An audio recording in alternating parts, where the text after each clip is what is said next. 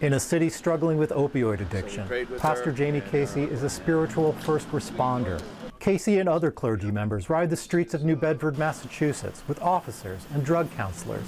They seek out people with addictions who are ready for help. On a recent evening, Casey's team visits homes where there are overdoses, and they scout the city. On a street stop, Casey convinces 29-year-old James Sassine to get into treatment. I'm an IV drug user. I shoot heroin daily, and it's becoming to the point where it's just enough is enough. Success can be elusive. People aren't home or aren't answering. For Casey, it's personal. He's in recovery. You know I'm not going to stop bothering you because I love you. He speaks from experience to people struggling with drugs or alcohol. For 20 years, I fought and fought and fought against myself. Because you're your biggest enemy, you know that, right? Yeah, I am. I'm my worst enemy. Right, and then so what ended up happening was I had to come to a place where I lost everything, right?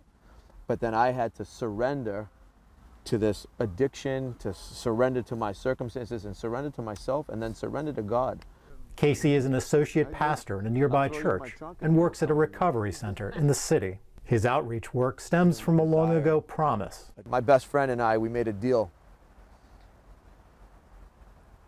Excuse me.